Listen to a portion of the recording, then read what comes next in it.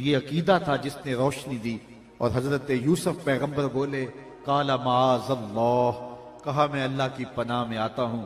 تو دروازے بند کر کے لوگوں کی نظروں سے چھپ گئی اور اس پتھر کے بنے ہوئے مادو سے بھی حیا کرتی ہے جس کی بے نور آنکھیں نہیں دیکھتی، لیکن پھر بھی اس کے اوپر تو نے کپڑا ڈال لیا اور اس سے بھی شرم کرتی ہے.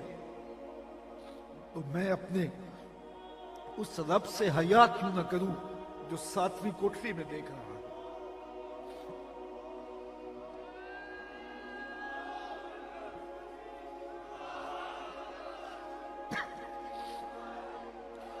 تو کہا کہ جب تو اس سے بھی حیا کرتی ہے، میری بات کی طرف توجہ کیجئے.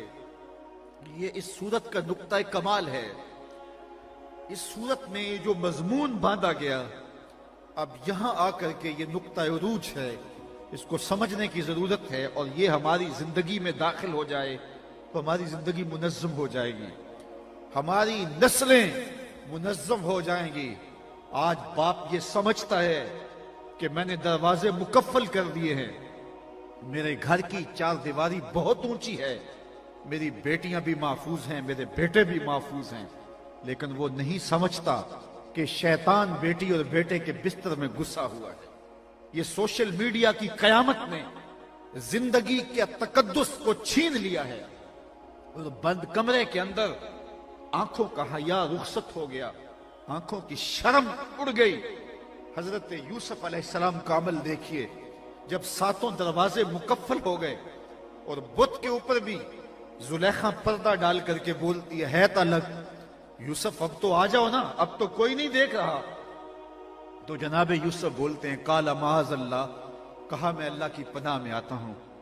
تو لوگوں کی نظروں سے چھپ گئی نا دروازے بند کر کے، اور اس بے نور آنکھیں رکھنے والے اس مٹی یا پتھر کے مادو کے اوپر بھی نے کھیس ڈال لیا تاکہ مجھے اس سے بھی حیا آتی ہے. کہا تو چھپ گئی ہے، میں اس خدا سے کیسے چھپوں جو 7ویں کوٹھڑی میں بھی دیکھ رہا ہے. پھر اتنی روشنیاں برسی، اتنے اجالے برسے کہ گناہ کا تصور بھی محال ہو گیا. جب یہ یقین بندے کی روح میں اتر جاتا ہے کہ میرا مالک مجھے دیکھ رہا ہے، تو پھر 7ویں کوٹھڑی میں بھی جرم نہیں ہوتے.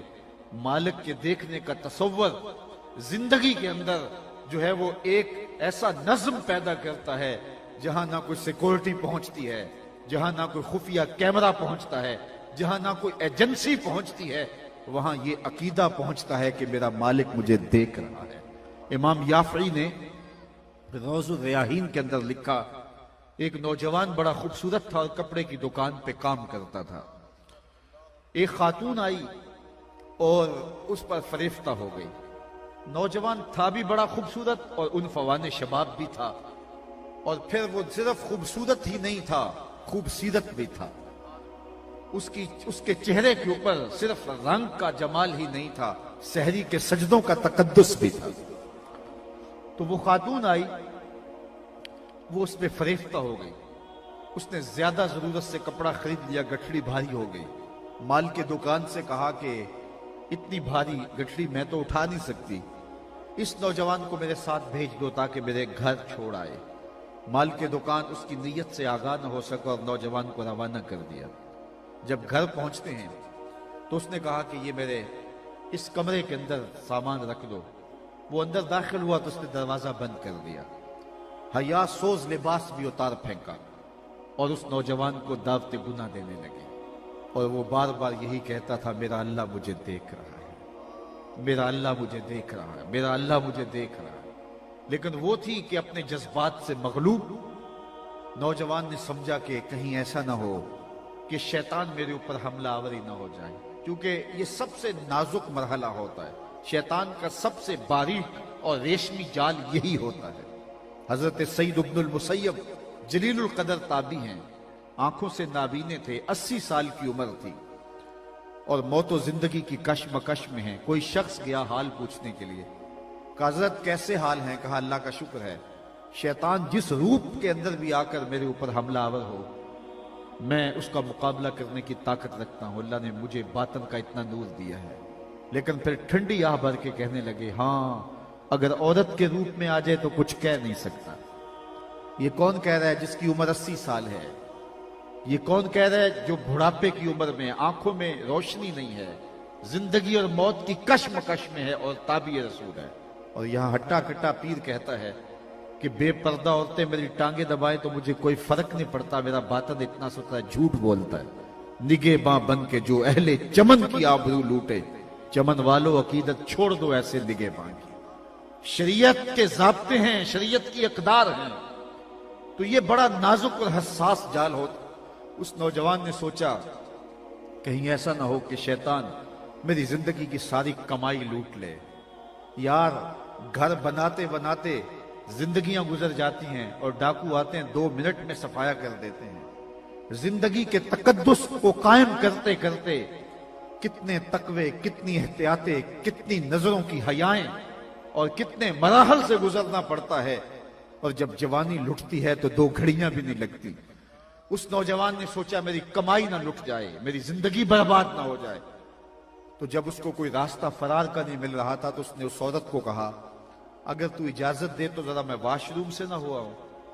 اس نے کہا جا جلدی کر۔ وہ گیا اور واش روم میں اس نے حاجت کی اور پاخانہ اپنے پورے بدن پہ ہی مل لیا، اور اسی حالت میں جب باہر آیا تو عورت کو تعفن اور گھن آنے لگی۔ اس نے دروازہ کھول دیا، تو اتنا خوبصورت تھا لیکن کیا تو نے کرتوت کیا، کیا کام کیا، نکل جا یہاں سے۔ دروازہ کھول دیا۔ اللہ اکبر۔ وہ نوجوان گھر سے باہر نکل رہا تھا اور دل ہی دل میں شکر ادا کر رہا تھا، مالک میرا تن تو گندا ہو گیا، من تو ستھرا رہا۔ کائنات کا سب سے حسین چہرہ وہ ہوتا ہے جو جنسی کالک سے محفوظ ہو۔ اگر جنسی کالک لگی تو کچھ نہیں باقی بچے گا، دل کالا ہو گیا تو کچھ باقی نہیں بچے گا۔ سلطان باہو بولے کہ دل کالے نالوں منہ کالا چنگا، جے کو یہ رمز پچھانے ہو، اس کا بدن تو لبریز ہو گیا غلاظت سے لیکن دل ستھرا رہا۔ یافی علیہ رحمہ فرماتے ہیں کہ باہر جا کے اس نے ایک چشمے پہ غسل کیا، پھر جب تک زندہ رہا اس کے بدن سے مشک و عنبر کی خوشبو آیا کرتی تھی، اور جب فوت ہو گیا لوگوں نے دفن کر دیا، یہ خوشبو اس کی قبر کی مٹی سے بھی آیا کرتی تھی۔ تو اپنی آنکھوں پر جب حیا کا بندہ پہرا بٹھاتا ہے اور اس عقیدے کے ساتھ کہ میرا مالک مجھے دیکھ رہا ہے، ارا زبیبا نملۃ السودا، کالی رات کے اندھیرے میں کالے سیاہ پہاڑوں کے دامن میں گہرا غار ہو اور اس غار میں چیونٹیوں کا سوراخ ہو اور اس میں ننھی سی چیونٹی چل رہی ہو، اس کے مہین اور نازک قدموں سے سینہ سنگ کے اوپر جو وہمی اور گمانی لکیر بنتی ہے جس کو خوردبین سے دیکھنا بھی ممکن نہیں، تمہارا رب اس کو یوں دیکھتا ہے جس طرح دیواریں چین کو دیکھتا ہے۔ تو کیا دماغ کی سکرین پہ آنے والے خیالات سے غافل ہے؟ ہماری خلوتوں سے غافل بھی نہیں ہے، ہماری جلوتوں سے غافل بھی نہیں ہے۔ انہو یعلم الجہر وما یخفی، جو تم ظاہر کرتے ہو تمہارا رب اس سے بھی آگاہ ہے، اور جو تم چھپ کے کرتے ہو تمہارا رب اس سے بھی آگاہ ہے۔ یہ عقیدہ اگر روح میں اتر جائے، یہ عقیدہ اگر باطن میں اتر جائے تو زندگی میں نظم پیدا ہو جاتا ہے، زندگی میں جمال پیدا ہو جاتا ہے۔ اور میں آپ سے یہ کہتا ہوں، ہم تو یہ بھی بات کرتے ہیں کہ رسول کریم کی نگاہوں سے کچھ اوجل نہیں ہے، مصطفیٰ جان رحمت بھی ہمیں دیکھ رہے ہیں اور ملاحظہ کر رہے ہیں۔